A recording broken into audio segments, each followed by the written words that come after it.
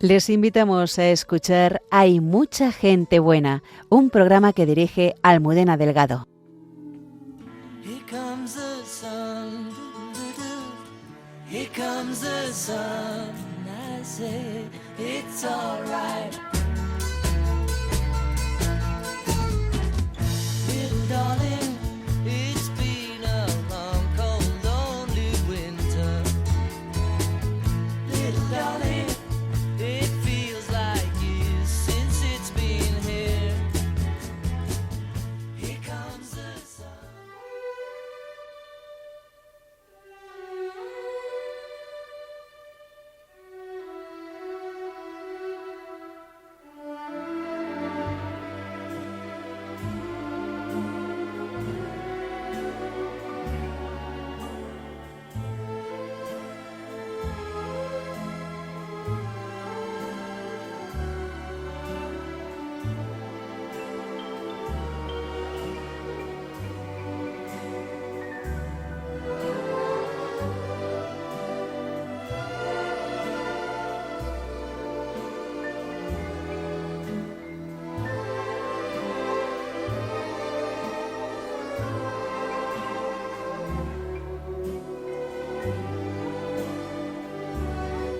Los acontecimientos vividos al principio del siglo XX en Fátima siguen iluminando nuestras vidas.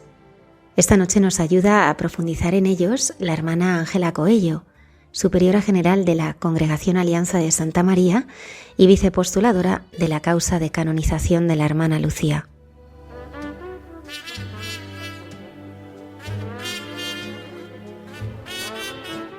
También estarán con nosotros nuestros colaboradores, el padre Miguel Márquez, Monseñor Alberto Rollo, Cayetana Jairi Johnson y la hermana Carmen Pérez y José Manuel Palomeque. Muchas gracias por acompañarnos una madrugada del viernes más. Comenzamos.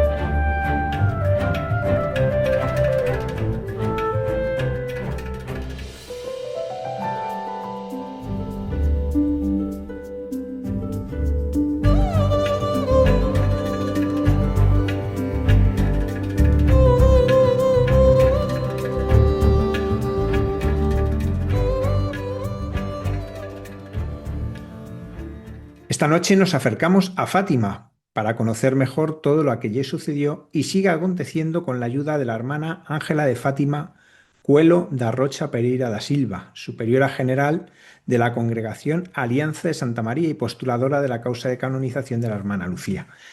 Buenas noches. Buenas noches, padre Javier, y mucho encantada por esta invitación que me han hecho de Radio María. Hermana Ángela, queremos conocer mejor a Lucía, usted que ha sido la postuladora de su causa. ¿Cómo era ella? Bueno, una cosa que les puedo compartir, yo la encontré personalmente 5 veces en cuanto estaba viva entre nosotras y su primer impacto que me ha dado en mi alma era que era una persona, y a ver si me explico bien, muy normal. Muy sencilla y muy normal. O sea, yo estaba esperando la vidente, quizás la monja que tenía siempre los ojos mirados hacia arriba, pero la encontré una persona con los pies en la tierra. Se percibía una luz interior que irradiaba en su interior, pero era una mujer muy sencilla, pero muy concreta, que se interesaba por nuestras vidas, nuestras familias, nuestras comunidades. Así que el primer impacto fue muy positivo precisamente por eso. Una mujer como nosotras, que habitaba nuestro tiempo y nuestros lugares, pero claro, tenía el corazón totalmente concentrado en Dios. Y fue eso que encontré en las páginas de su proceso trabajando como vicepostuladora que coordiné el proceso aquí en Portugal. Una mujer muy inteligente, muy pragmática, pero muy espiritual. Vámonos al principio, en el tiempo, y cómo vivió ella las primeras apariciones, las apariciones del ángel. Pues las apariciones del ángel, sea para Lucía que para los pastorcitos, fueron de una intensísima alegría, pero de un sentimiento de prostración. O sea, la visión de un ángel de una naturaleza diferente, distinta de la nuestra, provocó en ellos una grande paz, una grande alegría, pero este sentido de que estaban con mucho peso, digamos así, el peso de la gloria. La cosa que pasó es que con las invitaciones del ángel a la oración, a los sacrificios, empezaron a desarrollar una vivencia de oración organizada, de una vida de adoración eucarística, sobre todo la tercera aparición del ángel, cuando traigo Jesús, Eucaristía, empezaron a sentirse em, llamados por Dios para una vocación especial que todavía no entendían, pero que sí comportaba oración, oración por la paz, adoración y una vida entregue al Señor a través de sus sacrificios para la conversión de los pecadores. ¿Cómo era Lucía en aquel momento? Mira, era una niña, tenía 10 años, Francisco y Jacinta tenían 9 y 7 y 6 respectivamente en el ángel. Era la más joven de su familia, la más pequeña, muy graciosa. Era, digamos, la estrella de la familia, ¿no? Todo se pasaba alrededor porque sabía cautivar, sobre todo con su forma de hablar, su alegría contagiante. Era una niña normal. Su madre les enseñaba la catequesis, así que ya tenía muchos conocimientos de la fe, de la vivencia de los sacramentos. Incluso ya tenía hecho su primera comunión. Así que te puedo decir que era una niña, eso, muy feliz, muy alegre, muy la estrella del grupo, digamos así, muy líder, tenía un carácter fuerte, muy pegada a la verdad, algo que su madre siempre les había incutido, y también a la oración, claro, porque era hija de una familia que rezaba el rosario todos los días, que practicaba la fe, pero claro, como eran niños y todo el tiempo les parecía poco para jugar, cuando rezaban el terzo, el rosario lo encurtaban, no decían la Ave María por completo. Así que después de las apariciones sí empezaron a rezar de una otra forma. ¿Cómo vivió las apariciones de la Virgen? Pues aquí la cosa se ha hecho más intensa, sobre todo desde la primera aparición, cuando la Virgen al final les preguntó si se querían ofrecer a Dios para aceptar con amor aquel que el Señor le enviara. Y este os queréis ofrecer a Dios fue la raíz de toda la vida de Lucía. Iremos ver durante toda su vida que siempre que hay una invitación, yo que sé, a una vocación como de consagrada a un sufrimiento mayor, ella decía, renové mi sí, renuevo ahora mi sí. El sí fue este sí de la primera hora. ¿Os queréis ofrecer a Dios? Sí queremos, de 13 de mayo de 17. En junio, claro, cuando ha sabido que Francisca y Jacinta partirían al cielo, pero ella se quedaría para difundir en el mundo la devoción al corazón de María, tomó conciencia de su vocación. se quedaba para difundir en el mundo la devoción al corazón de María. Claro que no fue una comprensión total de su vocación, pero esta intuición que se quedaba para difundir en el mundo esa luz que ha recibido del corazón de María. Claro, el segredo, la fidelidad por no contar hasta que la Virgen ha dado permiso, todos los curiosos, la gente que aproximaba de Fátima y de de las apariciones, cambió mucho la vida de Lucía y incluso la paz de su familia terminó con las apariciones porque la gente que les buscaba, los curiosos, vivió estas apariciones con mucha alegría también, pero con este sentido de que su vida tenía un propósito, que ella libremente acogió y que el propósito de su vida, el horizonte de su vida sería la paz en el mundo, la conversión de los pecadores, la salvación de las almas y difundir esta devoción al corazón de María. Cuando ella es enviada a Oporto, ¿por qué lo hacen? Sabe que Fátima, en la altura de las apariciones, pertenecía al Patriarcado de Lisboa. Ya se estaba tratando de restaurar la diócesis porque la diócesis de Leiria ya era una diócesis anteriormente, pero fue restaurada apenas en el 18. Así el obispo de Fátima, o de Leiria, perdón, el primer obispo de la diócesis restaurada, llega a Fátima, a la diócesis, en el 1920.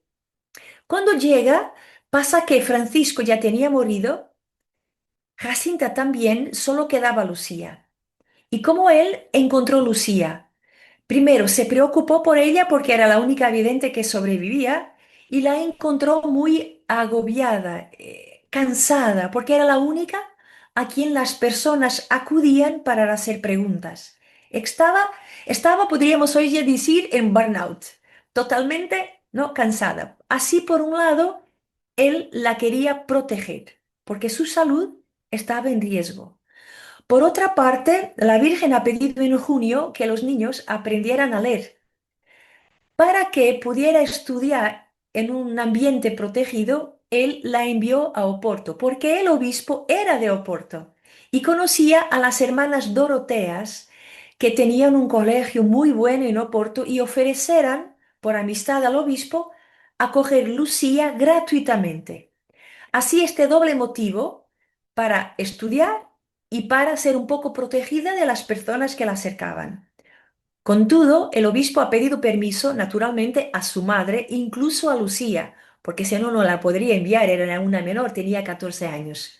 Así Lucía va al Oporto para estudiar y para un poco descansar de esta gente que la buscaba. En las Doroteas va a encontrar la vocación. ¿Cómo fue ese nacer de la vocación? ¿Fue muy natural o cómo fue sucediendo? Cuando Lucía partió de Fátima en el 15 de junio de 1921, ella tuvo una séptima aparición. La Virgen durante las apariciones en el día 7 habla, viré aquí una séptima vez. Fue ese día que se marchaba, porque Lucía, toda contenta, acogió el convite, la invitación de obispo a andar a Oporto. Pero cuando llegó el día, su corazón, pobrecita, despediéndose de los lugares y la familia, así, guardando hacia atrás, se puso un poco, ¿no?, angustiada y con miedo de cara al futuro de ir a una ciudad que no conocía. Entre esta memoria del pasado y miedo del futuro, Lucía se sintió en una tensión interior y ha dicho, yo dijo al obispo que sí, pero ahora no me voy. Y en esta tensión fue a Cova da Iria a rezar. Y ahí tuve la séptima aparición, donde la Virgen le ha dicho, vai por donde te mande el obispo, es la voluntad de Dios. O sea, coloca a Lucía en la obediencia a la iglesia, que será una característica de su vida. En ese momento, Lucía dice, sentí la atracción por la vida consagrada y concretamente el Carmelo. Y dice incluso, recordé a mi querida soror Teresina del Bambino Jesús, del Niño Jesús, porque la devoción estaba llegando a Portugal en esa época. Así que a decir la verdad, Lucía sintió vocación a la vida consagrada desde muy temprano y desde muy temprano al Carmelo, pero en una actitud de gratitud para con las Doroteas que le han acogido, perdón, gratuitamente, Su primera fase fue en las Doroteas. ¿Y qué sucedió para que viniese a vivir a España? Bueno, y que las Doroteas tenían el postulantado y el noviciado en España. Sabe, Padre Javier, en Portugal, después de 1910, hubo una revolución republicana, hasta ahí éramos una monarquía, y la primera república fue muy anticlerical. Así que todas las comunidades religiosas fueron expulsas de Portugal y no tenían noviciados. Lucía, bueno, que ingresó en las Doroteas, tuvo que ir a España para hacer su proceso natural de postulante y de novicia. ¿Cómo fue su estancia en España? De una forma general, aunque Lucía siempre quiso pasar al Carmelo, trasladarse al Carmelo, en mi opinión fue muy importante estos 23 años que pasó con las Doroteas, concretamente en España, porque la formación que recibió con las Doroteas era imposible en aquella época recibirla en las Carmelitas. Estoy hablando de una educación de la dimensión humana, de la dimensión social. Lucía contactó con obispos, con sacerdotes, con cardenales, con gente de cultura y del Estado que la buscaban en las Doroteas. Y la formación que recibió de las Doroteas fue esencial para que Lucía fuera la carmelita que fue. Así, aunque su vocación era al Carmelo, yo no puedo decir que andar en Doroteas fue un engaño o un error, no, ni una casualidad. Fue la voluntad de Dios. En los primeros años tuve a ellas otras dos apariciones en Pontevedra los primeros sábados y en Tui en 1929, donde vio la Santísima Trinidad. Claro que, como era muy solicitada, la oración y la solitud que deseaba no la podría hacer, intensificó sus pedidos para su traslado al Carmelo. Ella tuvo una visión de la Santísima Trinidad. ¿Cómo fue esto? Pues, parafraseando Lucía, recibió luces que no es posible revelar. Eh, Pidió el permiso para hacer una hora de adoración desde las 11 a la medianoche del día 12 para 13 de junio. Estaba todo a las escuras. Decía ella, la única luz era la del sacrario, la que indicaba el Santísimo, ¿no? Qué hermoso. Muchas veces también en nuestra vida pasamos por noches espirituales muy intensas. Lo importante es que la luz del sacrario esté alumbrada en nuestra vida interior, que todo va bien. Pues ahí, rezando las oraciones que el ángel le ha enseñado, vio una luz muy intensa desde el altar hasta el techo. En la parte superior, el rostro de un hombre. En el pecho, una paloma también de luz y en la cruz, un cuerpo de un crucificado. Padre, Hijo y Espíritu Santo. Del lado derecho de la cruz estaba la Virgen sobre el brazo derecho de Jesús y también una hostia y un cáliz suspensos en el área donde caían gotas de sangre del crucificado. Y del lado izquierdo, dos palabras, gracia y misericordia. Fue la última grande visión de Fátima y esta es la última palabra de Fátima, misericordia. Aquí también fue cuando el Señor y la Virgen le ha hecho el pedido para pedir al Santo Padre la consagración de la Rusia del mundo al corazón inmaculado de María. ¿Cómo es la entrada en el Carmelo? ¿Qué hace que todo se coloque para que ella por fin cumpla ese primer deseo de ser carmelita? Pues fue difícil. Por un lado, las Doroteas la querían muy bien.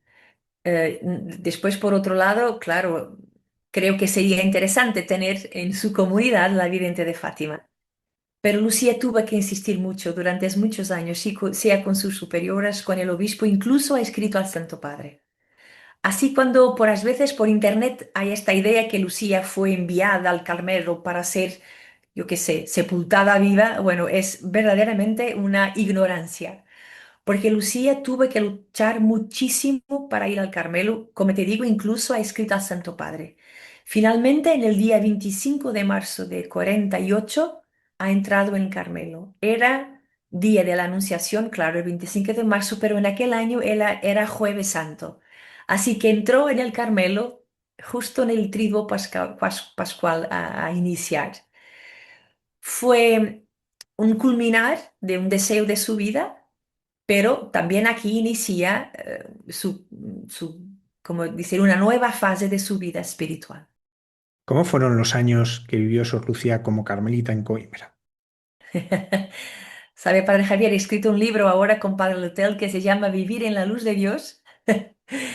Y aquel libro, aunque tenga más que 100 páginas, me parece poco para contar cómo fue la vida de Lucía en el Carmelo. Estamos hablando de un libro que trata de su itinerario espiritual en el Carmelo apenas.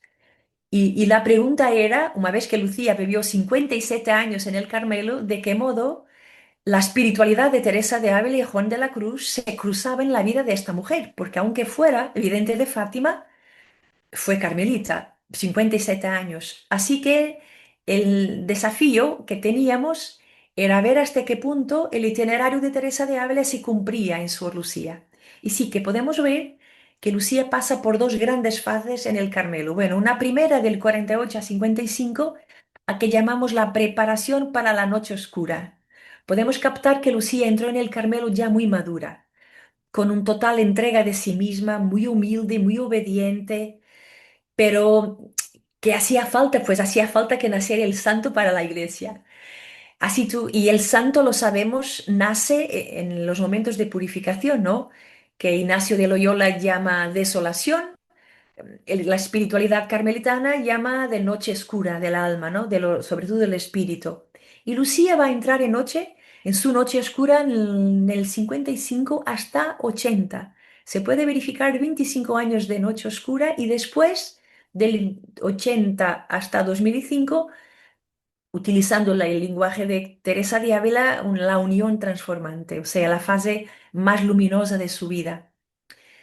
Pues fue una carmelita muy normal, desarrollando toda la vida de oración de una carmelita, todas las tareas, pero de distinto tenemos un amor particular a Jesús Eucaristía. La relación de Lucía con el sagrario es muy personal, muy íntima, ya desde el ángel, me preguntabas, desde el ángel, desde esta experiencia eucarística y también muy mariana. La Virgen para ella es la madre, la mistagoga de vida espiritual, es su morada, su habitación. Lucía mora en el corazón de María. Esta primera fase fue muy difícil, sobre todo por las normas de la Santa Sé, que desde el 55, y también para protegerla, estas normas impedían y limitaban las visitas, incluso que Lucía hablara de Fátima, a no ser con autorización o el permiso de la Santa Sé y posteriormente de los obispos. Estas normas fueron emanadas dadas circunstancias de algunos sacerdotes, sobre todo en concreto, que la interrogó, era de Argentina y después llegó, o de México, padre Agustín Fuentes, y llegó a su país y publicó esta conversa con Lucía, pero distorsió un poco, ¿no? Y subrayaba el aspecto apocalíptico, diciendo cosas que Lucía ha dicho y que no había dicho.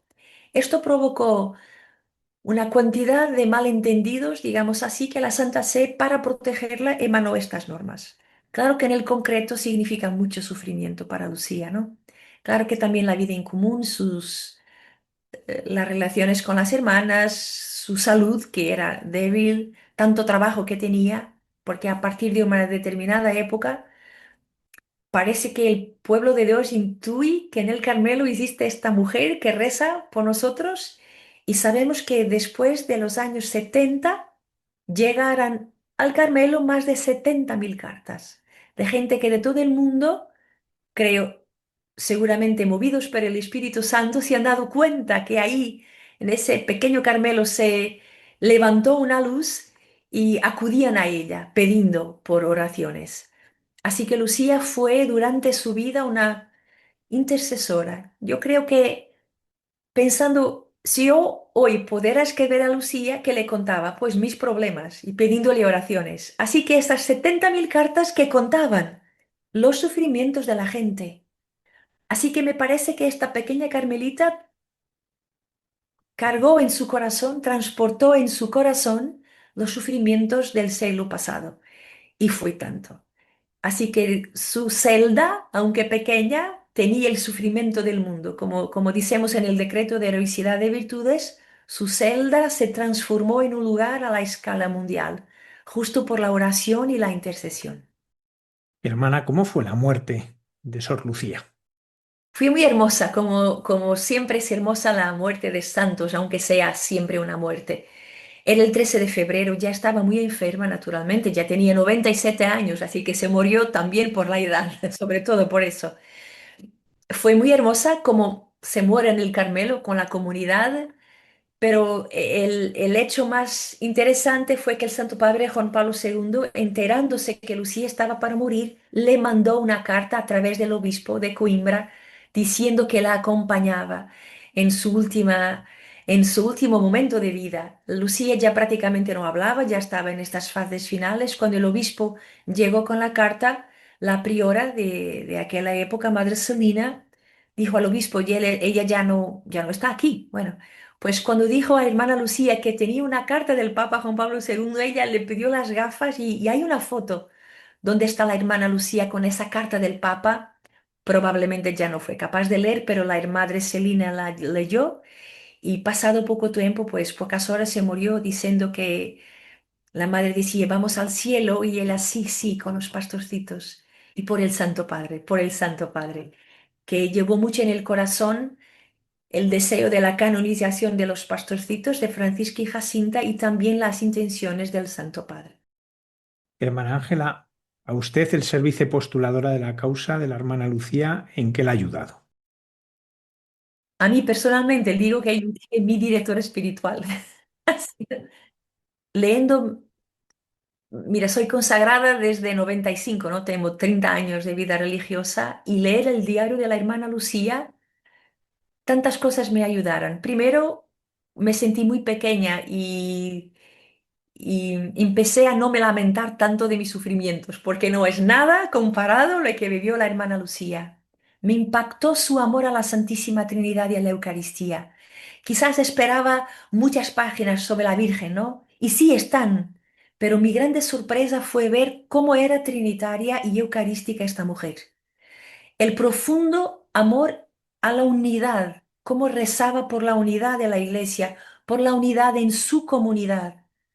Decía, un obispo que no está con el Papa, una diócesis que no está con el Papa, un cristiano que no está con el Papa no está con Cristo.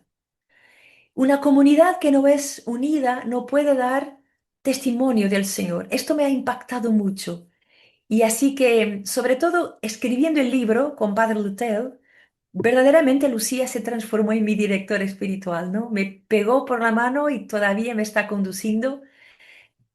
Ahí está, a abrir mi corazón y a dejar que el Señor me conduzca mi vida con docilidad, ¿sabes? Que no, yo no meta obstáculos a la acción de Dios en mí. Y también me enseñó, bueno, me enseñó tantas cosas, pero una, la conciencia que somos apenas instrumentos en las manos de Dios, que Él es lo que cuenta. Cuando le decían, hermana Lucía, mira, tanta gente te procura, tanta gente te escribe, ella decía, bueno, es todo por Nuestra Señora, no es por mí. Y esta condición de instrumento me ha hecho muy bien, porque a veces, sabes, uno cuando hace conferencias, entrevistas, ¿no? Tiene esta tentación de considerar, ¿no? Que es muy esto, muy aquilo, y no es verdad. Somos todos instrumentos que el Señor se quiere servir, claro. Somos importantes para difundir el Evangelio, pero si perdemos la mirada de que somos instrumentos en las manos de Dios y que Él es el protagonista, no nos transformamos en cauce, pero en obstáculo. No sé si me explico. Perfectamente. Eso me impactó muchísimo, ¿sabes? Y no es que me siento reducida, no, no, todo el contrario. Es una mirada justa sobre nuestra vida, sobre nuestro, claro que nuestra importancia, somos elegidos por el Señor, sea por la vocación que sea, pero Él es el Señor, es el que cuenta, es su voz que se debe escuchar y por eso la importancia de la oración. Y de la adoración eucarística, porque el riesgo que hables de ti es muy grande. Y lo que tenemos que hablar es del Señor. La Alianza de Santa María, de la que es superiora general, es un testimonio de la vigencia del mensaje de Fátima. Cuéntenos cuál es su carisma, por dónde están extendidas, cuál es su misión.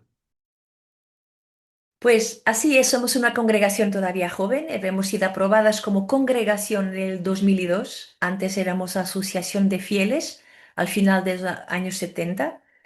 Hemos crecido muy despacito y no tenemos prisa. Lo esencial es que las que estamos seamos fieles a la vocación. El carisma es justamente este, vivir y difundir el mensaje de Fátima, o sea, cooperar en la evangelización a través del corazón de María. Llevar el Evangelio de Jesús y su amor a través de este rostro específico de Fátima. Estamos en 7 comunidades en Portugal y 2 en Italia, en Milán y en Roma. Todavía ahora solamente así. Pero como he dicho, eh, tenemos este carisma de vivir para adentro, este carisma de los pastorcitos y para afuera, pues cooperar en todo lo que sea la evangelización, desde la catequesis, a retiros, peregrinaciones, trabajamos con siempre en este servicio de evangelización. No es tanto un servicio social, pero de esta pastoral y que buscamos llevar la importancia de Fátima, aunque no sea exclusivamente Fátima. Nos gustaría hacerle una pregunta más personal, que es cómo descubrió su llamada a seguir al Señor dentro de esta alianza de Santa María. Mira, yo he querido ser, yo ya quiero ser consagrada desde niña. Es una cosa que uno no se explica. He visto una monja y me encantó y quería ser así. Claro que la cosa pasa, ¿no? Pero soy hija de una familia católica y mi papá se murió cuando éramos muy niños y mi madre se mudó de una ciudad donde estábamos, un pueblo en el interior de Portugal, para el Oporto, donde había más posibilidad de educar a los niños. ¿Qué pasó? En este cambio, mi mamá se acercó a una que sería mi fundadora, Clara, que era su amiga desde la escuela, si eran amigas, y se acercó para buscar conforto espiritual, porque estaba viuda, joven, 5 niños. Y cuando nos encontrábamos en el primer sábado, íbamos al convento, a mi primera comunidad, y íbamos a vivir los primeros sábados. Yo de niña me encantaba los chocolates que las hermanas me daban, no me interesaban los primeros sábados. Pero sabe que despacito me encantó la alegría entre ellas y el amor. En aquella época eran solo 5, así que conozco mi comunidad desde muy niña. Y despacito me sentí llamada, me sentía en casa en esta comunidad. El amor a la Virgen, el amor a Jesús Eucaristía, la adoración, este ritmo mensal de ir visitar a mi comunidad, un día me pregunté, pero quizás aquí me sentiría. Y así fue. Claro que después entré en la universidad, yo también quería ser médico, entré en medicina y claro que la idea no estaba siempre presente, ¿no? Fue un camino de amadurecimiento lento, porque me enamoré, vino esta cosa de ser esposa, de tener hijos, ¿sabes? La carrera profesional, todo venía, pero siempre esta llamada desde la infancia que el Señor me quería para Él siempre hablaba más fuerte, yo no podía negar lo que sentía. Y ahí, bueno, con oración, discernimiento, hablaba con mi director espiritual, que era la hermana, fue claro y así, bueno, aquí estoy muy feliz, claro. Hermana Ángela, para terminar me gustaría preguntarle, ¿qué se vive hoy en Fátima? Bueno, hay una pregunta difícil. Bueno, el santuario de Fátima se está preparando para vivir el centenario de las apariciones de Pontevedra, ¿no? De los primeros sábados. Claro que en este momento estamos todavía viviendo el jubileo, bueno, de la iglesia es lo que se vive. Y por ejemplo, hoy mismo he terminado de dar un curso sobre el mensaje de Fátima de 7 horas. Estaban 200 personas. Se vive siempre este entusiasmo creciente por poner en práctica el mensaje de la Virgen. Así que el santuario es una casa donde se acogen todos los peregrinos, sea como sean, de donde vengan, y se les procura dar, ofrecer lo que la Virgen ha pedido, no solo formativo, pero también celebrativo, y también de acogida, sobre todo en el sacramento de la reconciliación y en la pastoral de la escucha, que ahora se está desenvolviendo. Por eso, un grande amor a la Virgen y a los peregrinos de la Virgen, a quien procuramos acoger y formar. Hermana Ángela de Fátima, muchísimas gracias por habernos acompañado en esta noche y ayudarnos a descubrir un poquito mejor a la hermana Lucía y todo lo que sucedió en Fátima, que como nos dice, sigue iluminando el mundo. Muchísimas gracias. Gracias, Padre. Y invito a todos a rezar por la canonización de la hermana Lucía. Necesitamos un milagro ahí que cuento con todos ustedes que nos están escuchando. Cuente con ello. Muchas gracias.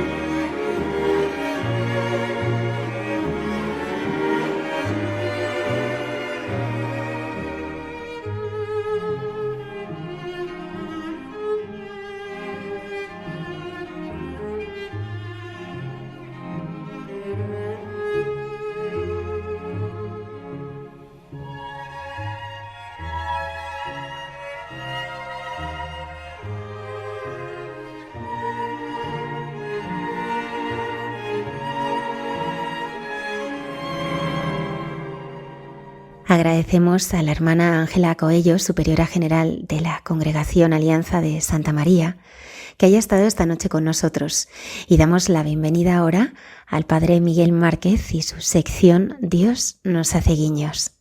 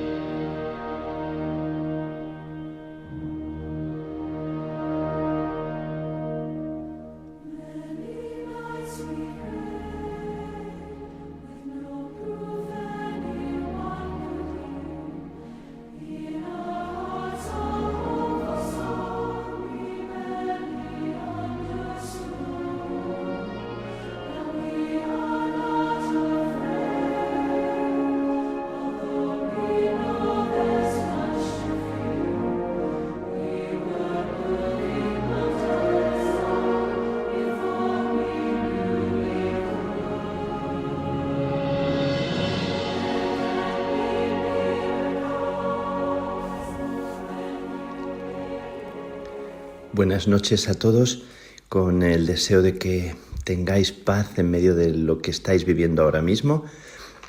Yo estoy de nuevo en la montaña de Roma, reunido con unas cuantas carmelitas descalzas que están reflexionando una comisión que está trabajando sobre la renovación de las constituciones de las carmelitas.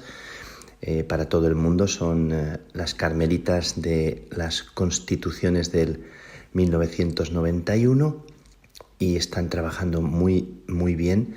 Representan son una comisión nombrada para ayudar el trabajo de ese texto que es el que orienta, el que contiene norma de vida para un grupo de unas 8.600, 8.700 monjas carmelitas descalzas en todo el mundo.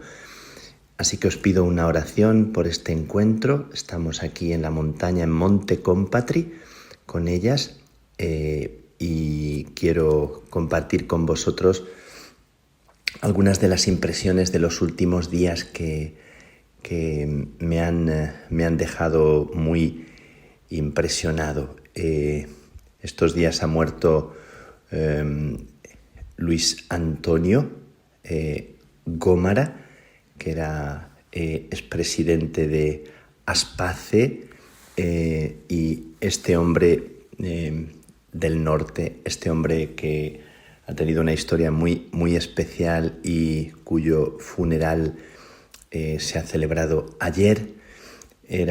Tenía 4 hijos y 2 de ellos con discapacidad, pero sobre todo quiero hablaros de Lucía, que era una de sus hijas con un 97% de discapacidad. Una historia impresionante. Lucía murió hace unos meses, hace 5 meses, y en el funeral Luis Antonio, su padre, habló del regalo de la vida de su hija Lucía. Una vida con tanta discapacidad, imaginaos, un 97%, decía que él había comprendido la gratuidad del amor en su hija, cuya vida se basaba en dejarse querer y cuidar, en sonreír y en tararear canciones. Y decía muy, muy sobrecogido en su funeral que sabía a dónde iba. En medio de la tristeza, en medio de la pena, sé a dónde va, sé dónde está. Qué maravilla encontrarte con el amor cara a cara, con Jesús, por fin, decía su padre, Luis Antonio, en medio de la tristeza, pero también con este sentimiento, con esta actitud tan bonita.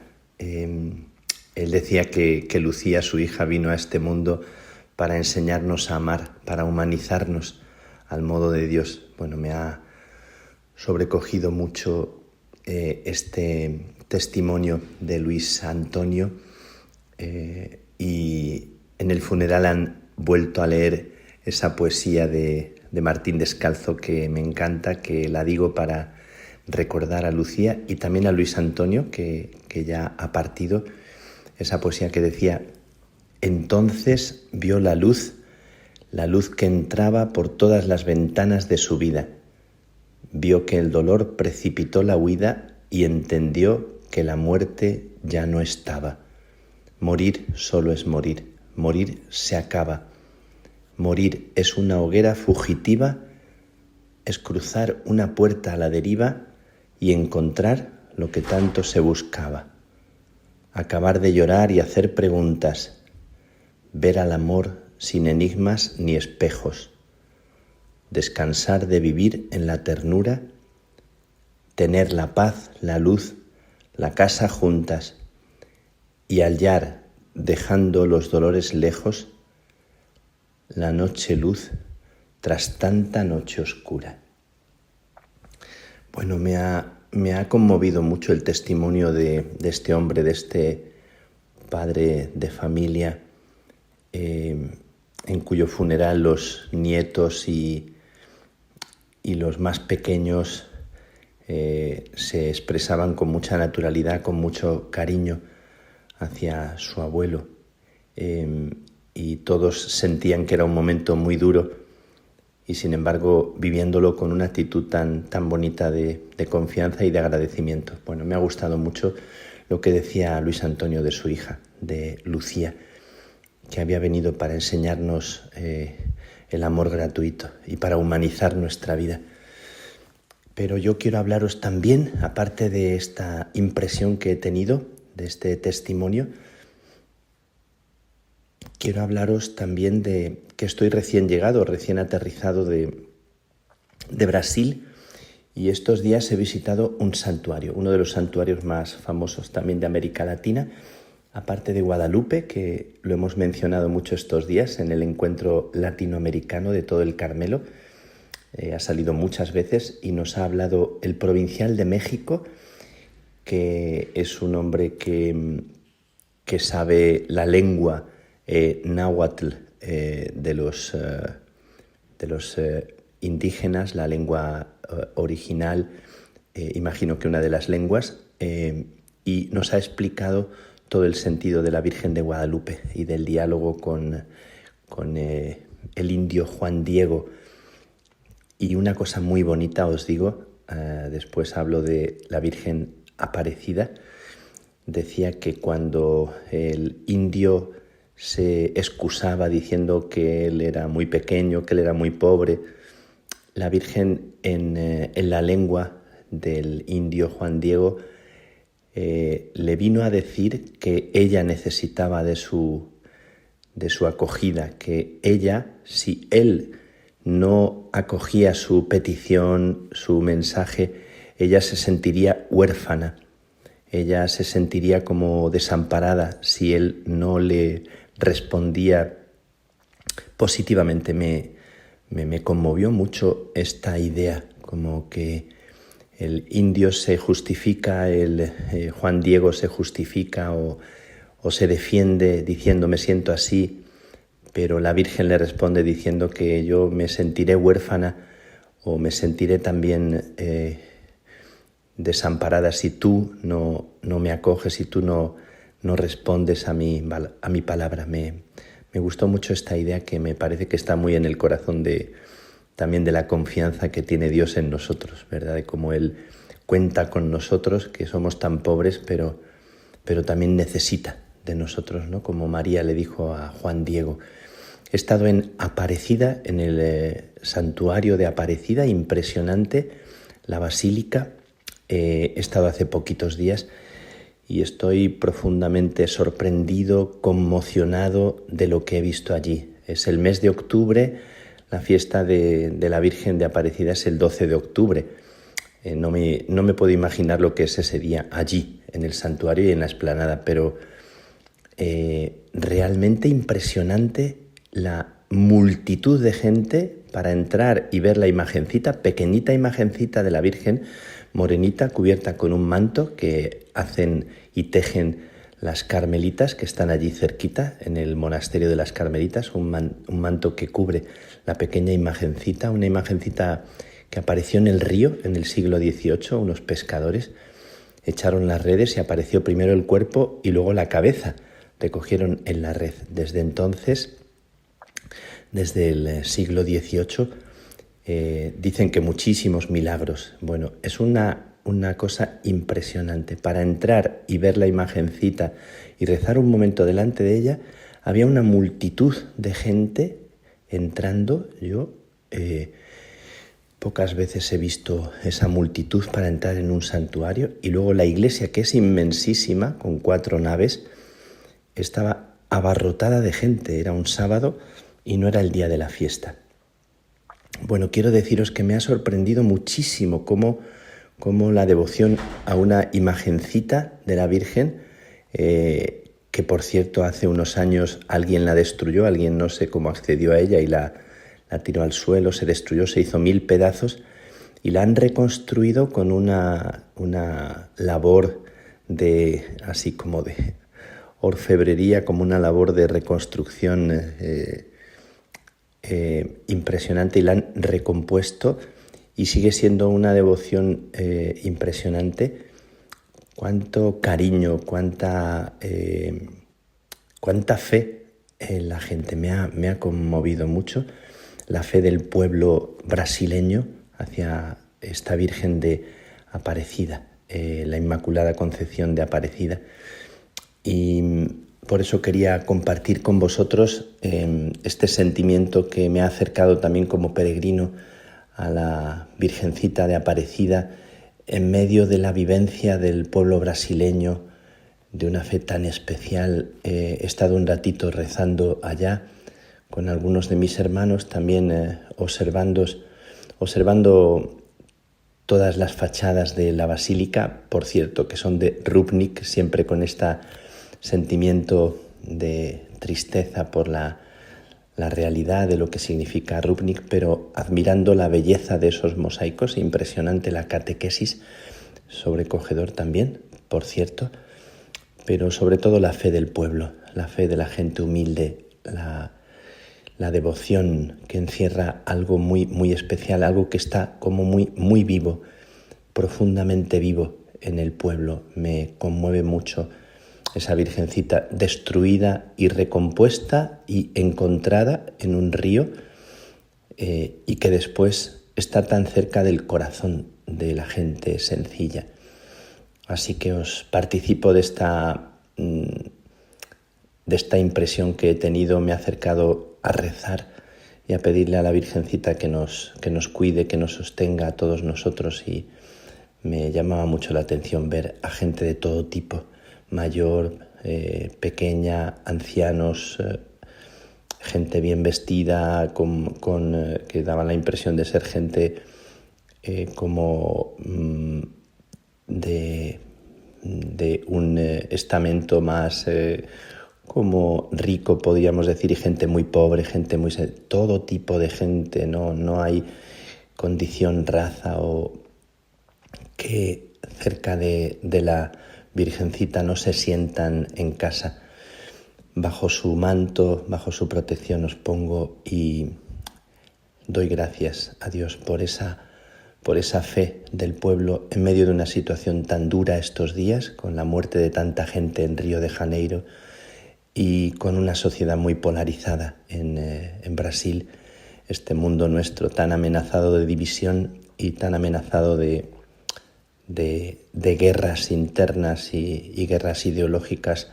Y le pido a la Virgencita que bajo su manto nos enseñe a vivir en la comunión, en la convivencia, como una madre, como ella quiere de nosotros. Bajo su manto os presento y presento vuestras intenciones, y pongo también mi vida, y le pido que os bendiga, que os cuide, que os proteja.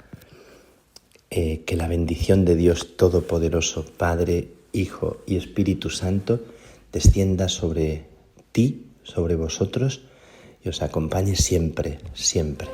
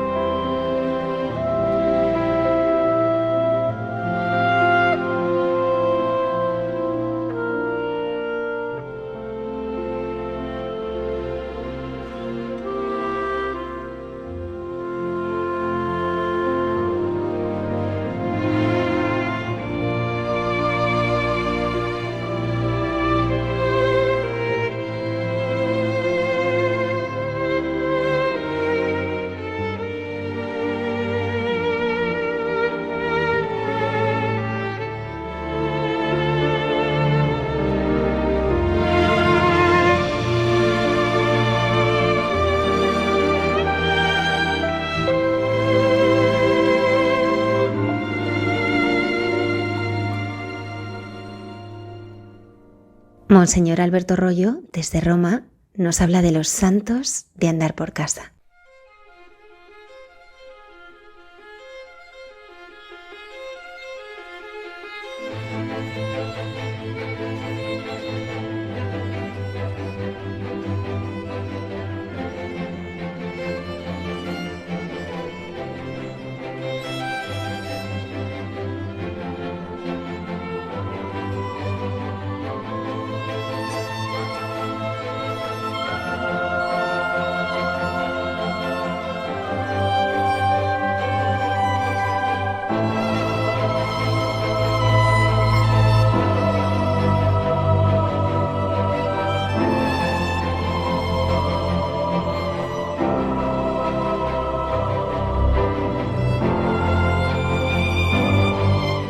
Muy buenas noches a todos los oyentes de Radio María. Si os habéis dado cuenta, en nuestro país y en general en toda la vieja Europa, estamos acostumbrados a ver muchos santos en nuestra historia. En nuestras iglesias hay cuadros e imágenes de santos, muchos de nuestra propia tierra. Todas nuestras diócesis tienen algún santo, nuestras ciudades tienen algún santo patrón. La historia de España está llena de santos y lo mismo se puede decir en el resto de Europa, pero no es así en todo el mundo. Hay países en los cuales muy poquitos han llegado a la gloria de los altares. Esto sea porque la historia es más breve, porque la tradición es diferente. Incluso en algunos países no hay ninguno que haya llegado a la gloria de los altares. Hoy vamos a irnos nada menos que a Sudáfrica, país en el cual muy recientemente, en el 2015, se ha proclamado el primer beato de su historia y por lo tanto el primer fiel que ha llegado a la gloria de los altares. Y además se trata de un caso muy hermoso que merece ser recordado hoy porque a todos, también en nuestra vieja Europa, nos puede hacer mucho bien. El domingo 13 de septiembre del 2015, en una misa celebrada en su pueblo natal, allí en Sudáfrica, a la que asistieron sus 8 hijos y su anciana madre. Por lo tanto, estamos hablando de un seglar. En la provincia sudafricana de Limpopo fue declarado beato Samuel Benedict Daswa. Había sido asesinado en 1990, a los 43 años, y se trata del primer sudafricano que llegaba a los altares como mártir de la fe. Podría parecer una ceremonia de beatificación similar a otras muchas, si bien en este caso llenaba de alegría la iglesia local sudafricana. Por otro lado, el hecho de que este primer beato fuera un mártir tenía resonancias de primitiva cristiandad, con la esperanza que se convirtiera en semilla de nuevos cristianos, como ha ocurrido en otros muchos países. Pero el martirio de Benedict Daswa no es uno más como otros, sino que tiene unas connotaciones muy particulares que nos lleva a recordarlo con especial interés, pues se trata de un mártir de la brujería y la superchería, que con su muerte mostraba su peor cara, la más contraria al ser humano. No pensemos que es un fenómeno aislado y poco frecuente la brujería. Leemos que más del 40% de la población mundial cree en el poder de la brujería, entendida como la capacidad de ciertas personas de causar daño intencionalmente a través de medios sobrenaturales. Los datos provienen de encuestas realizadas en todo el mundo entre el 2008 y el 2017.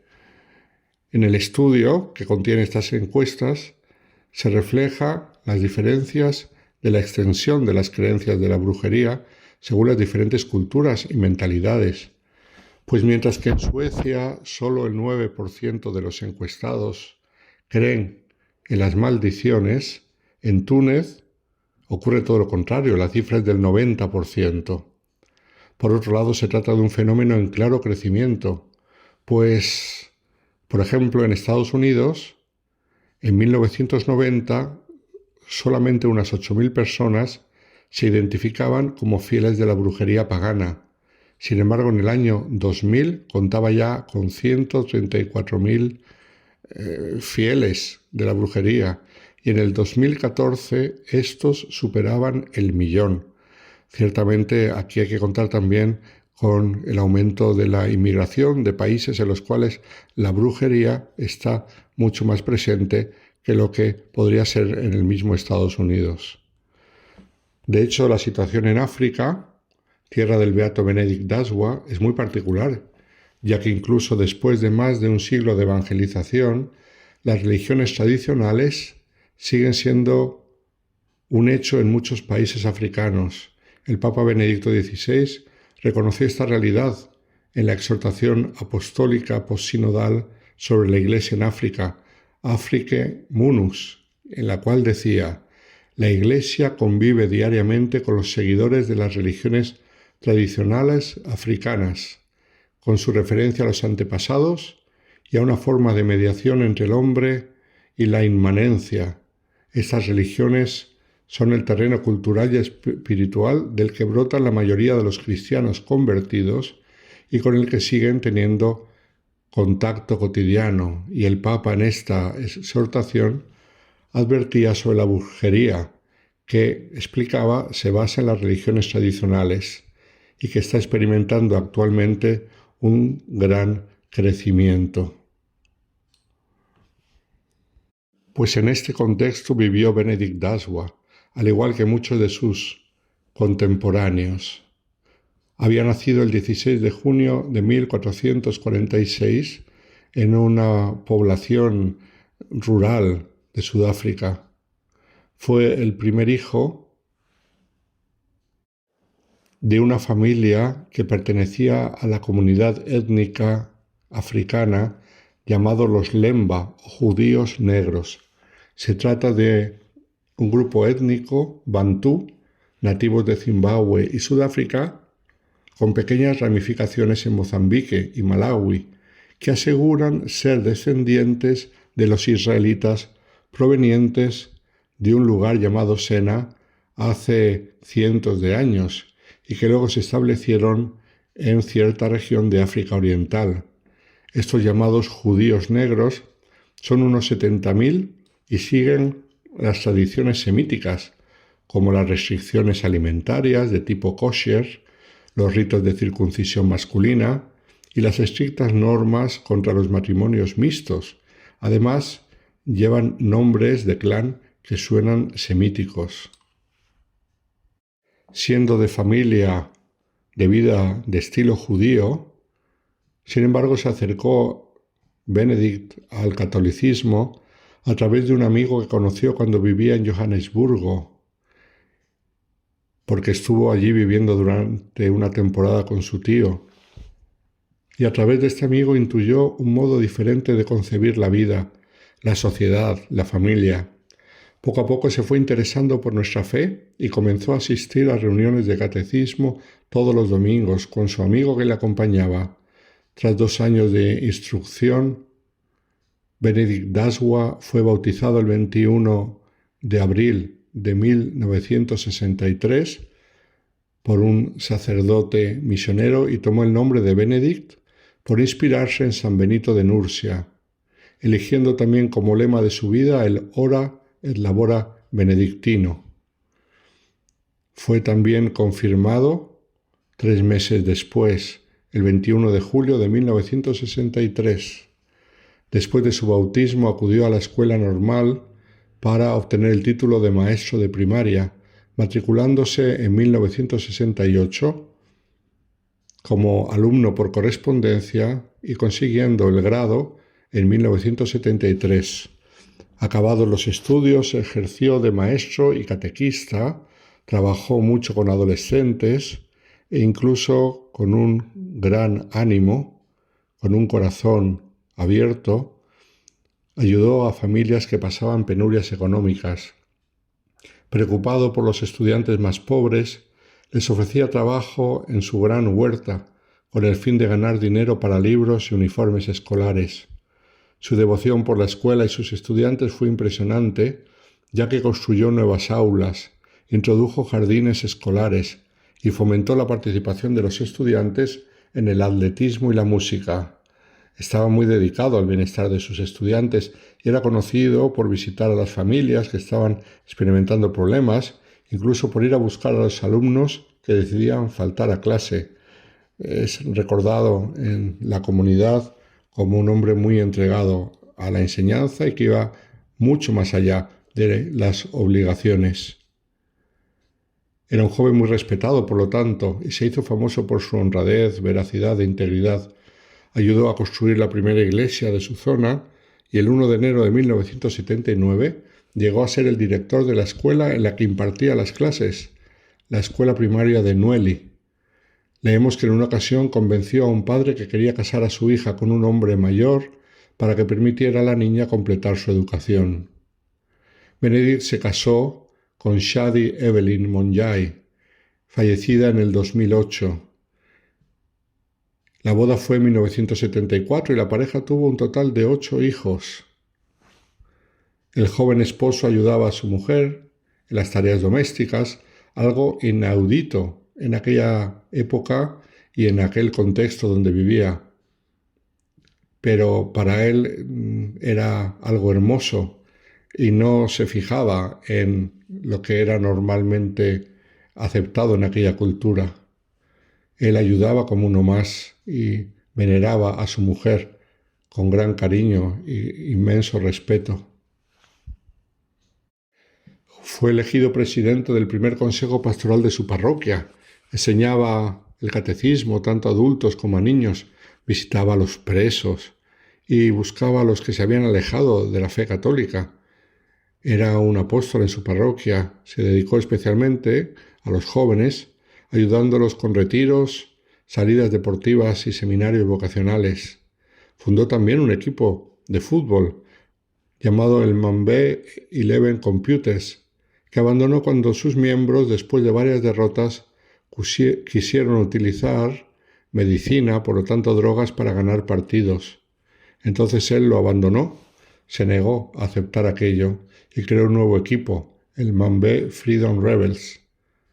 Era también un miembro activo de su pueblo, actuando como secretario del consejo tradicional de aquel lugar, y era valorado por todos, y el jefe local lo tenía como consejero personal. Tenemos que tener en cuenta que en aquella cultura africana los consejos locales de las poblaciones son aquellos que dirigen la vida y toman todas las decisiones según un estilo tradicional. ¿Y cómo acabó un mártir un hombre así, a manos de sus propios vecinos? Pues en enero de 1990, en la zona donde él vivía, en el norte de Sudáfrica, sufrió lluvias y relámpagos inusualmente intensos.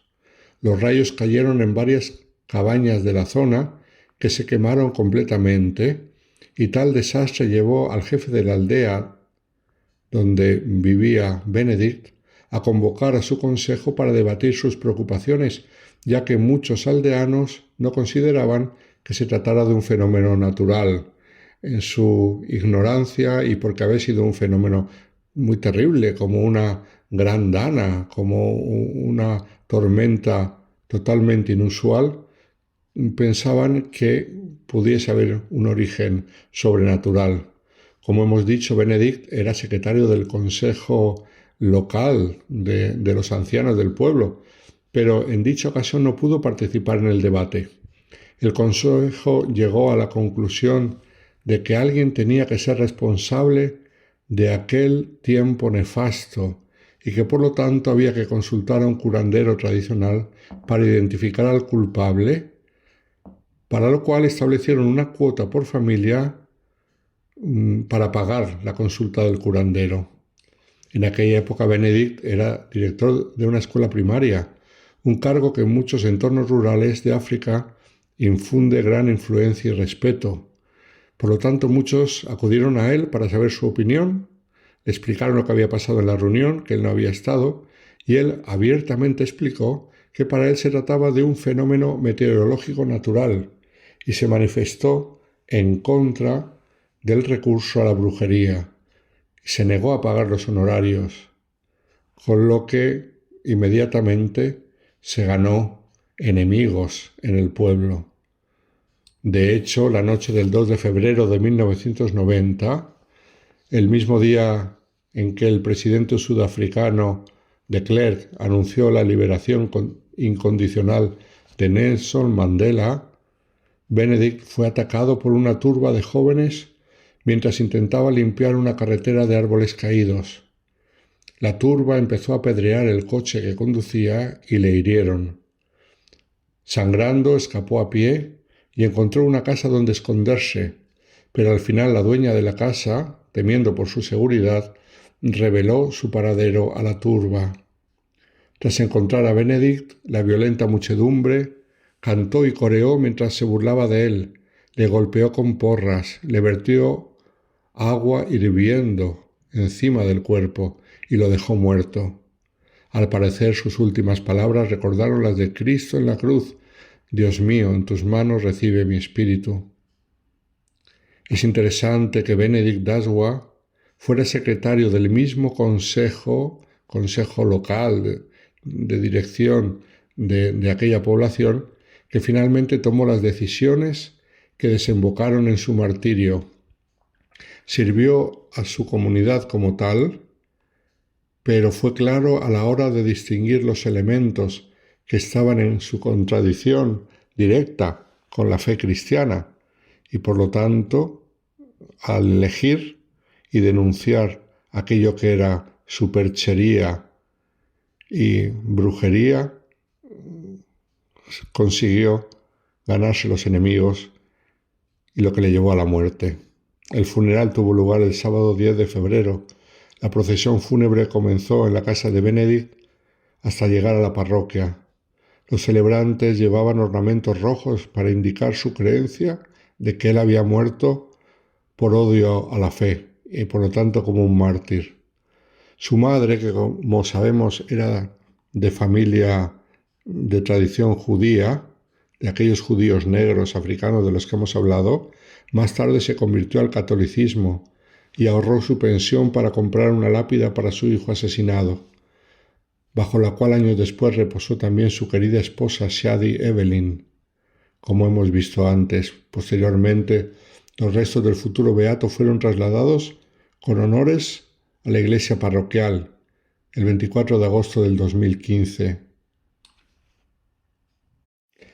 Tras la misa de beatificación, el vicepresidente sudafricano dio las gracias a la Iglesia y a la familia Daswa, señalando que el día en que Sudáfrica vio un nuevo nacimiento, un nuevo comienzo, se refería a la libertad de Mandela, la familia Daswa lloraba a su hijo.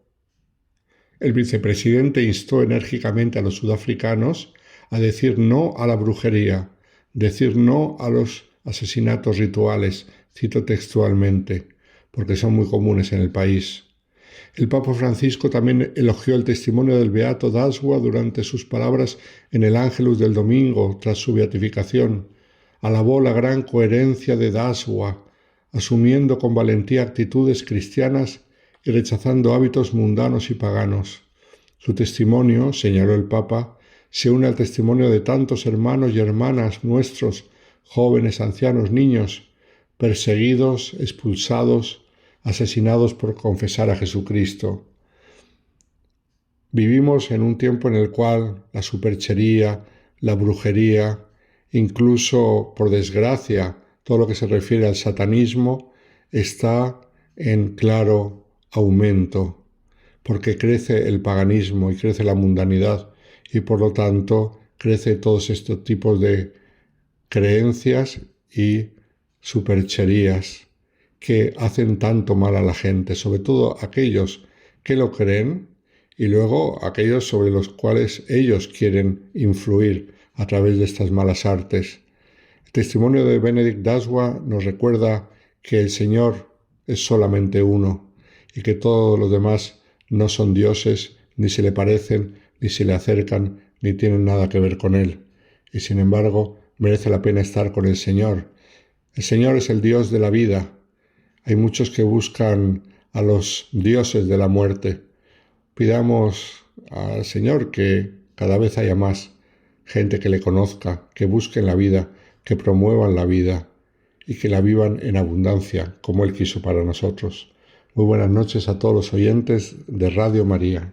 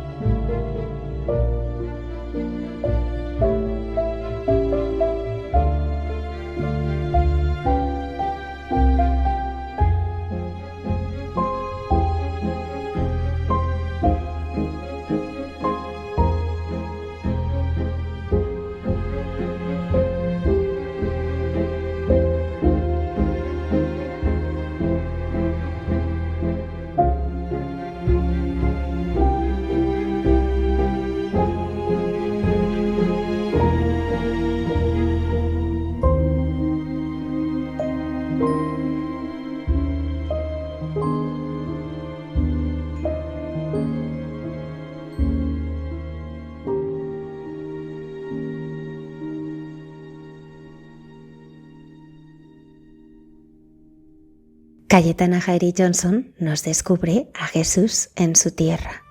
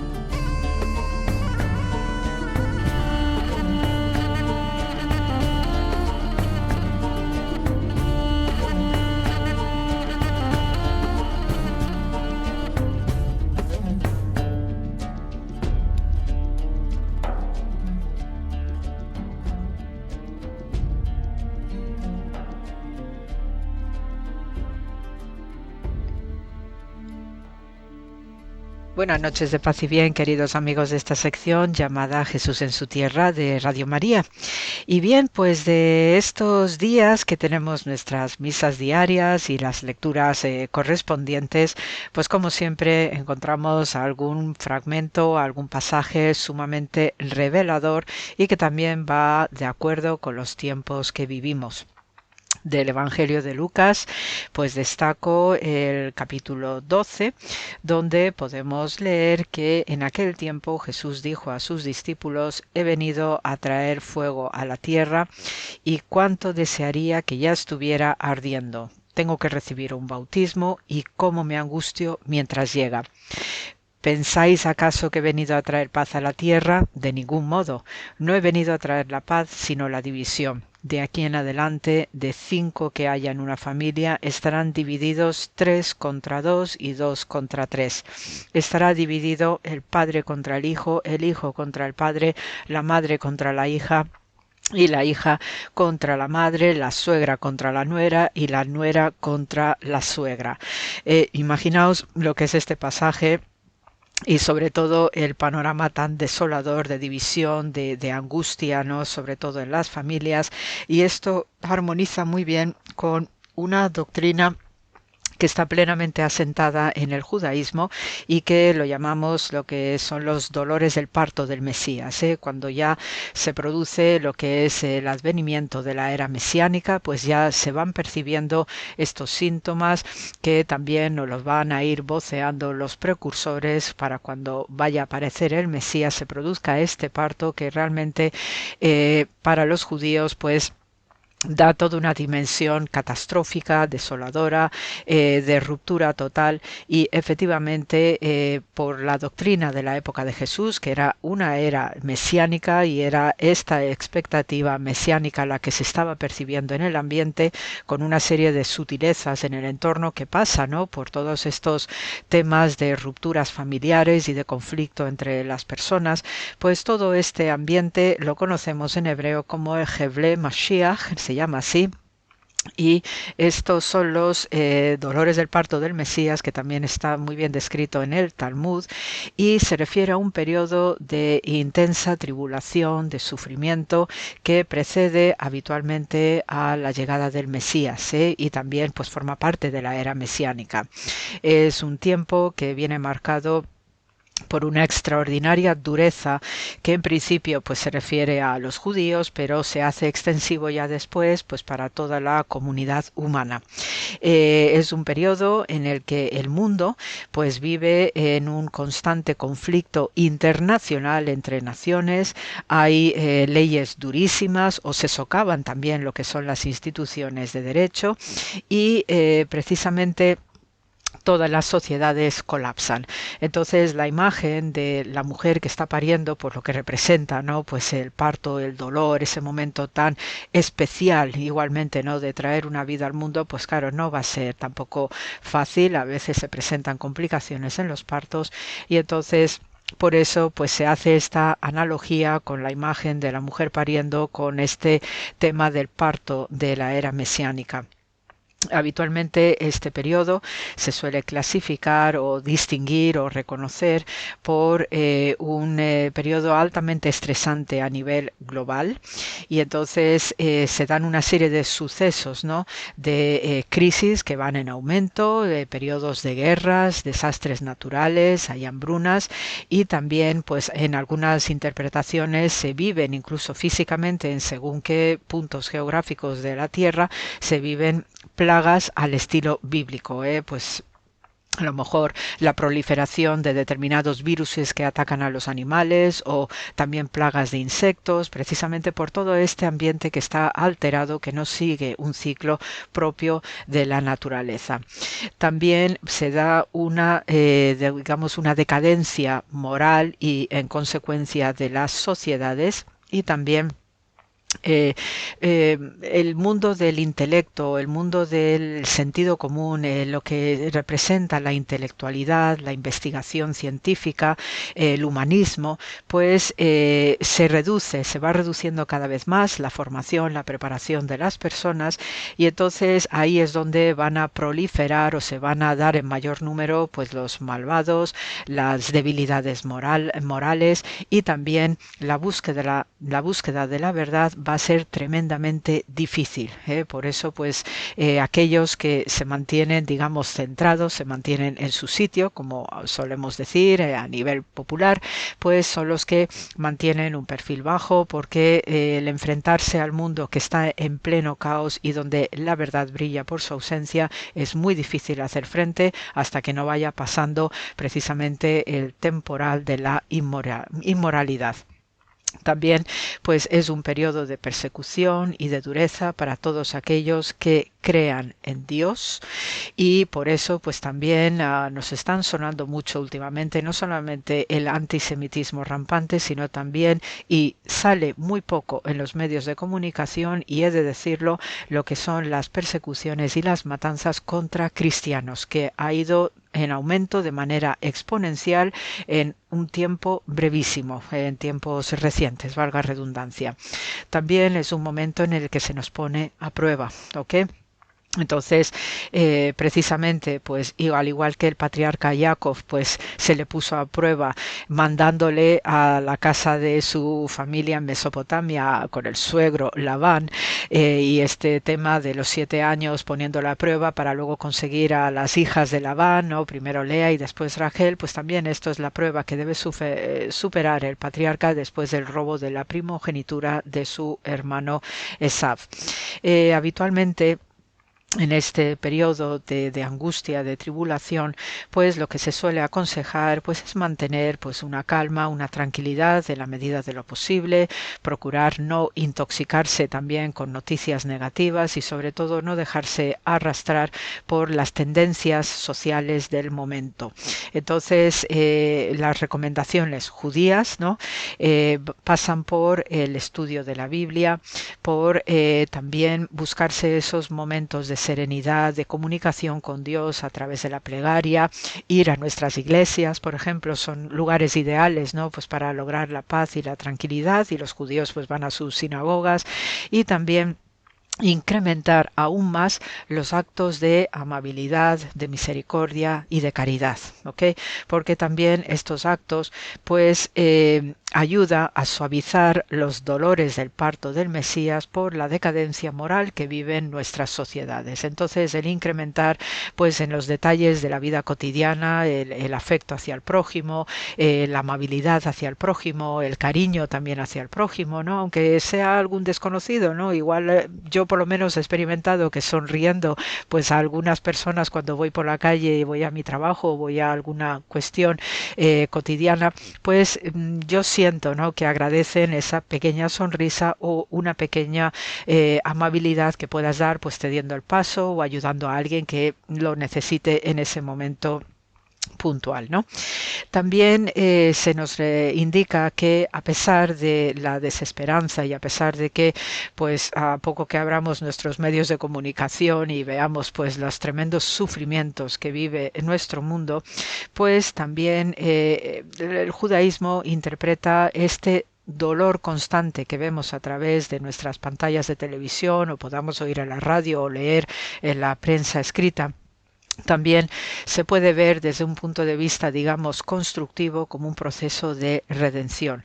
Entonces, pues al igual que las mujeres, pues cuando dan a luz, pues tienen este dolor extraordinario, pues también al final sale una criatura preciosa que nos da una ternura infinita que ponemos inmediatamente sobre nuestro pecho para que sienta el corazón y entonces ahí pues somos conscientes, ¿no?, de que hemos parido algo maravilloso y esto también es el sentido, ¿no?, espiritual y trascendental del parto del Mesías. Por ello pues no quiero dejar pasar el leeros el equivalente de lo que podemos ver especialmente en el Talmud acerca de lo que está diciendo Jesús, que además es que es prácticamente la doctrina, lo que es el sentido que tiene este mensaje tan contundente y sobre todo también tan agresivo en ocasiones, ¿no? Cuando se oye a Jesús hablar de esta manera, pues también implica una radicalidad de lo que representó su persona en el momento histórico que le correspondió vivir y por ello pues al hilo de lo que os acabo de leer en el Evangelio podemos leer en el Talmud, en el Tratado Sotá, donde se recoge este tema de los dolores del parto del Mesías, donde se nos dice que, en un fragmentico, que la sabiduría de los escribas se pudrirá. Quienes temen al pecado serán despreciados y la verdad desaparecerá. Los jóvenes avergonzarán a los ancianos y los ancianos se presentarán ante los menores. Las relaciones familiares se quebrarán. El hijo deshonrará al padre, la hija se rebelará contra la madre, la nuera contra la suegra. Los enemigos del hombre serán los de su propia casa. El rostro de la generación será como el de un perro y el hijo ya nos avergonzará ante su padre. ¿En qué podemos confiar? Solo en nuestro Padre Celestial. Entonces, esto es lo que os quería comentar a propósito de este evangelio que hemos leído hace poco, nuestra misa diaria. Y bueno, pues simplemente compartiros que para que veáis, ¿no?, estas ideas y estas reflexiones y este mensaje tan contundente que nos entregó Jesús de Nazaret en su tiempo, como también pues tiene alguna resonancia con nuestro presente y que por eso hay que confiar en el Padre Celestial y por extensión a su Hijo Jesús de Nazaret. Así que con el programa de esta noche se os manda mucho amor como siempre. Gracias por la escucha y hasta la semana que viene.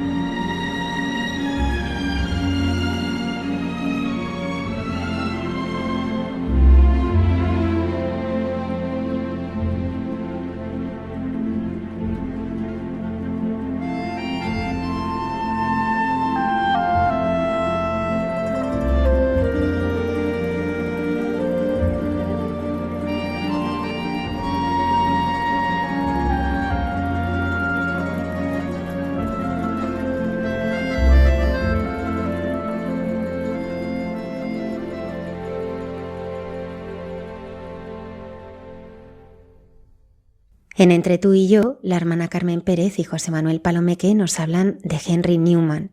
Su sentido de la conciencia es una vía para llegar a Dios.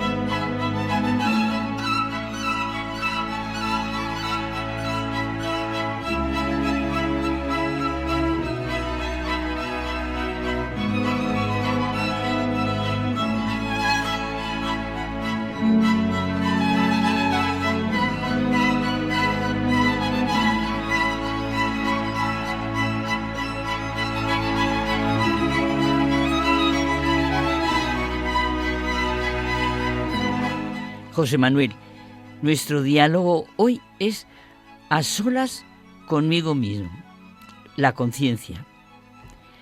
Cuando ores, entra en tu cuarto, cierra la puerta y ora a tu Padre que está en lo secreto. Y tu Padre que ve en lo secreto te lo recompensará, nos dice Jesucristo. Estar en intimidad con Dios nos hace conocer su voluntad, conocernos a nosotros mismos, abrirnos a los demás. Precisamente, un día, cuando Jesús acabó de orar, uno de sus discípulos le dijo: Señor, enséñanos a orar. Oye, ver orar a Jesús les tenía que conmover y sentir la necesidad de orar, de pedirle eso, lo que le pidieron. Y nos enseñó, nos enseñó, porque nos lo enseñó a toda la humanidad, a cada uno de nosotros en concreto, el Padre Nuestro. Yo cuando lo pienso, José Manuel, es que es la oración más grande y más profunda que ha existido, existe y existirá en el mundo, tanto para estar a solas como para sentirse y estar en comunión con los demás, con el cielo, con la tierra, sentirse iglesia. Sí, ese ver en lo secreto, todo esto nos lleva a sentir nuestra conciencia, lo más íntimo, importante y fundamental del ser humano, donde experimentamos nuestra propia existencia y se juzgan las acciones morales. La conciencia es esa capacidad de autoconocimiento, de percepción de nuestra propia existencia y del entorno, la facultad de juzgar y reflexionar sobre las propias acciones. Claro, nos permite sencillamente pensar, valorar, tomar decisiones, distinguir entre el bien y el mal. Es fundamental para nuestra propia identidad y nos hace ver la responsabilidad de nuestros actos. Y claro, evidentemente, precisamente hoy estamos pensando en San John Henry Newman, que ya hemos comentado nosotros que hoy, el día 1 de noviembre, el Papa León XIV lo proclama doctor de la Iglesia durante el Jubileo del Mundo Educativo. Sabemos que ese título se otorga a santos cuya enseñanza tiene una autoridad especial en la Iglesia. Y me ha gustado mucho que sea el día en que en la Iglesia celebramos la comunión de los santos, que incluye a todos los que han llegado a la vida eterna, y claro, resalta que todos estamos llamados a esa comunión. Es una celebración llena de esperanza y un recordatorio de a dónde vamos y por dónde se va. La santidad es el rostro más bello de la Iglesia, dice el Papa Francisco en la Gaudete et Exsultate, alegraos y regocijaos. Todo esto nos sitúa, es verdad, pensémoslo, todo esto nos sitúa en la necesidad de estar a solas conmigo mismo, de la conciencia. Mira, San John Henry Newman dice que la conciencia no es subjetividad, sino la voz de Dios en el alma humana, un juicio divino que se manifiesta en cada persona. Es el primer y más genuino vicario de Cristo, porque en ella se escucha la ley divina y el sentido del deber. Sí, dice que la conciencia es un tribunal interior que impone deberes. No es una mera conveniencia personal, un yo egoísta, sino que orienta hacia un deber, hacia un ser superior.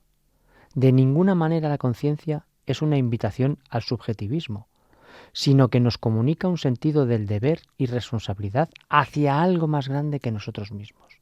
Es la vía para llegar a Dios. Eso es lo que es, la vía para llegar a Dios. Es que es maravilloso San John Henry Newman.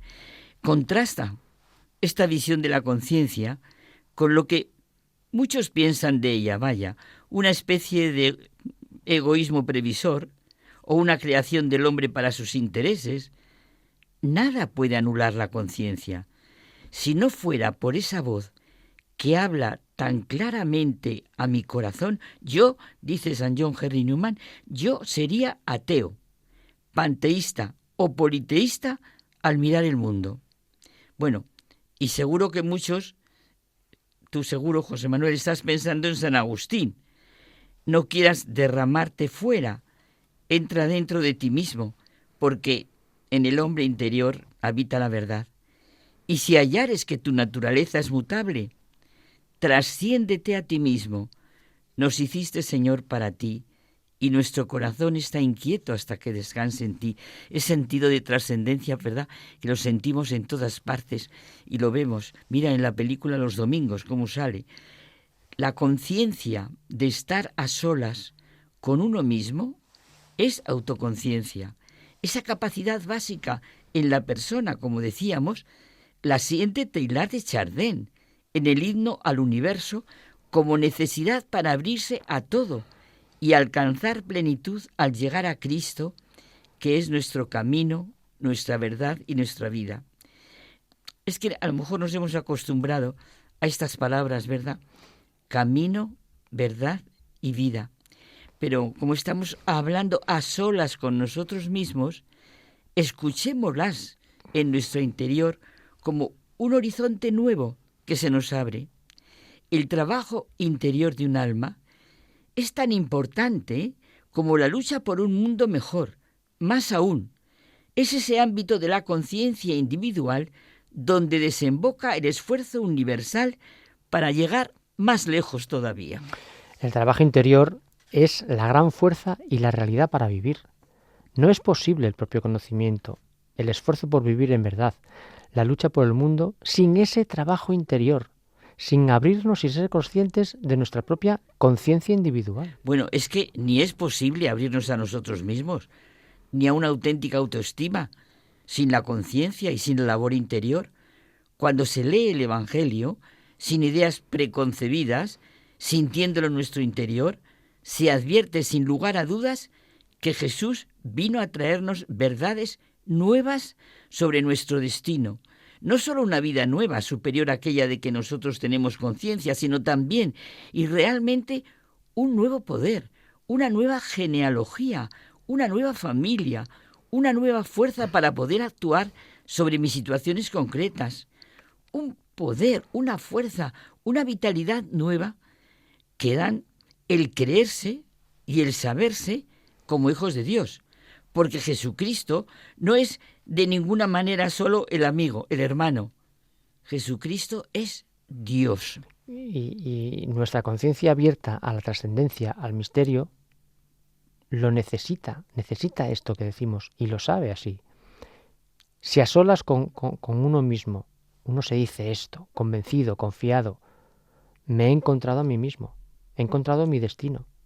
Y ahí se pone en pie la fe y la esperanza tan necesarias. Sí, claro. Y desde luego el amor, el único que puede tomar y reunirnos a todos los hombres desde el fondo de nosotros mismos, por nuestro interior, y nos da la plenitud al unirnos en lo que realmente es nuestra condición y nuestro destino. Es verdad que el amor es lo primero y único que está en condiciones de contemplar a la persona en su singularidad, en su verdad. Esto es el Evangelio de Jesús, la buena nueva suya, pues que descubramos lo único necesario y vital para en nuestro interior. La conciencia y el amor están en intrínseca relación, porque tanto la conciencia como el amor requieren de mi interioridad, de lo que me es único y personal. La misión de la conciencia es descubrirme lo que es necesario para mi condición humana, para mi ser de persona. Y esto es así porque la conciencia me pone de manifiesto mi libertad y responsabilidad, mi capacidad para realizar lo que es bueno que haga, juzgar la realidad que es mejor, ser coherente y hacer lo que realmente me realiza y hace bien. Sí, ha sido una llamada buenísima la de San John Henry Newman a la conciencia. Es que se trata de esa única y exclusiva posibilidad mía de vivir y realizar en cada circunstancia lo que Max Scheler llamó valores de situación. Es un rico, entre comillas, deber ser, no impuesto desde fuera, nada legalista y formulista, de ninguna manera. Brota de mi condición de criatura creada y amada, redimida por Dios, y es concretamente lo que Él ha querido que me corresponda. Pero claro, el paso a la decisión, Carmen, es de cada uno de nosotros. Cada uno decidimos constantemente nuestras respuestas en la vida, en nuestra conciencia, en mi interioridad. Es donde descubro mis posibilidades concretas de vivir, de responder a las situaciones, de abrir al horizonte de lo que es vivir, sin materialismos ni ideologías que nos destruyen y separan a unos y otros. Claro, y mira, por eso nos insiste tanto Jesucristo en que lo que sale de dentro es lo que nos hace impuros. Porque de dentro del corazón del hombre salen los pensamientos malos, los adulterios, las codicias, las envidias, la difamación, el orgullo, la frivolidad.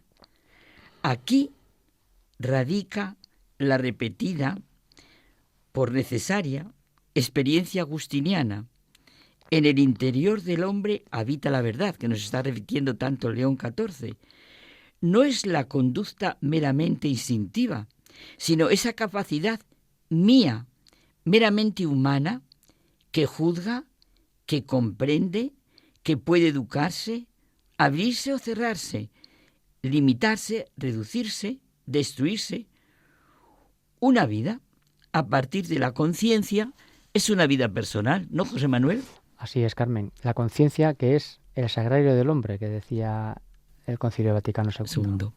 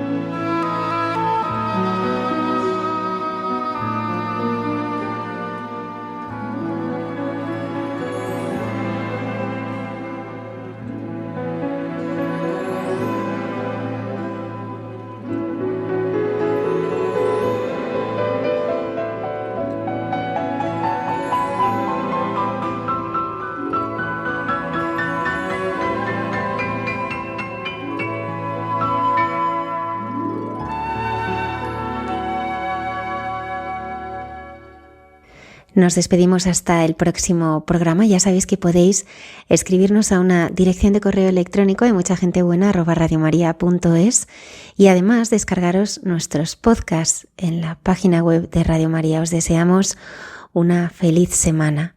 Gracias por estar ahí.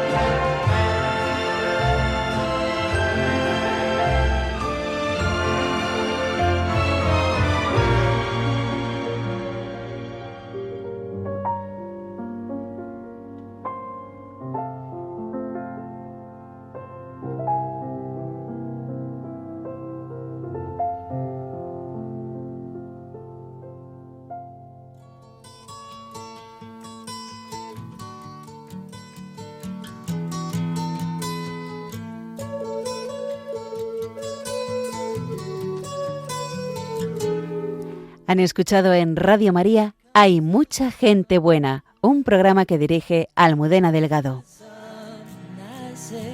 It's alright.